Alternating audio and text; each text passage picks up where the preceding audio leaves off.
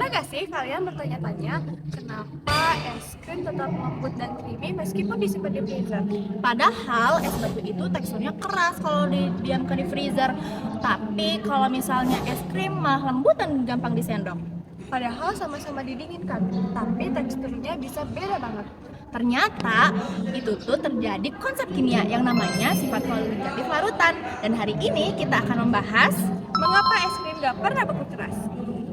Kami mencoba mengamati dua benda yang sama-sama dimasukkan di dalam freezer. Yang pertama ada es batu yang teksturnya keras dan padat. Yang kedua ada es krim yang teksturnya lembut. kami juga membandingkan air biasa dengan air yang dicampur gula. Kedua gelas tersebut dimasukkan ke dalam freezer dalam waktu yang sama. Hasilnya air biasa lebih cepat membeku, sementara larutan gula dia itu tidak sempurna membekunya dan teksturnya lebih cair. Fenomena ini menunjukkan bahwa zat terlarut seperti gula memengaruhi proses pembekuan. Dan jika kita ingin memahami prosesnya, kita perlu melihat apa yang terjadi pada tingkat molekular. Air murni membeku pada suhu 0 derajat Celcius. Pada suhu tersebut, molekul-molekul air kehilangan energi kinetiknya sehingga gerakannya melambat. Molekul air kemudian membentuk susunan teratur melalui ikatan hidrogen dan menghasilkan kristal es. Namun pada es krim, air tidak berada dalam keadaan murni. Es krim itu mengandung gula, protein, lemak, dan berbagai zat terlarut lainnya. Ketika gula larut, partikel gula akan tersebar di antara molekul-molekul air.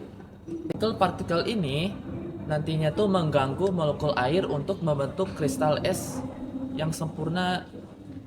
Akibatnya, air itu membutuhkan suhu yang lebih rendah untuk membeku. Fenomena ini disebut juga dengan penurunan titik beku. Untuk menentukan titik beku, kita bisa menggunakan rumus ini. Semakin banyak partikel zat terlarut di dalam larutan, maka titik beku akan semakin rendah. Karena itu, campuran es krim tidak membeku total pada suhu freezer biasa. Selain itu, lemak dan gula juga membantu dalam pembentukan kristal kecil es yang dimana kristal kecil ini yang membuat tekstur es krimnya itu menjadi lebih lembut dan creamy.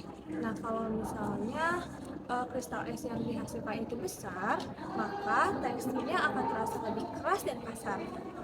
Nah, selama masa pendinginan, campuran es krimnya itu akan terus diaduk. Nah, dalam masa pengadukan ini, itu akan memberikan dan memasukkan udara ke dalam campuran sehingga membuat tekstur esnya menjadi lebih ringan.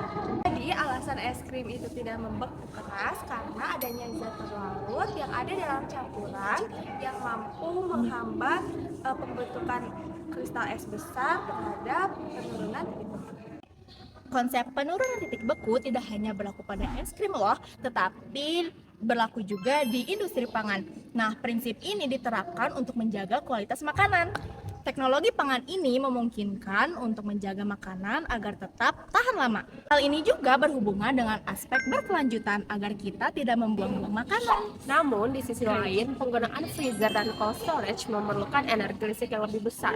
Semakin tinggi penggunaan energinya, semakin tinggi pula emisi karbon yang akan dihasilkan. Selain itu, kandungan gula yang tinggi pada es krim juga dapat berdampak pada kesehatan, seperti dapat menimbulkan obesitas dan juga diabetes. Karena itu, mulai saat ini dikembangkan teknologi pendingin hemat energi dan produk es krim yang rendah gula. Melalui kimia, kita tidak hanya memahami fenomena yang dalam kehidupan sehari-hari, tetapi juga mencari solusi yang lebih sehat dan berkelanjutan. Ternyata di balik lembutnya es krim, Ada konsep kimia yang bekerja, mulai dari molekul hingga teknologi industri makanan. Kimia bukan sekedar teori di kelas. Tapi ada di kehidupan sehari-hari. coba sekarang perhatikan makanan di freezer rumah kalian. Coba cari fenomena kimia dalam kehidupan sehari-hari. Bye!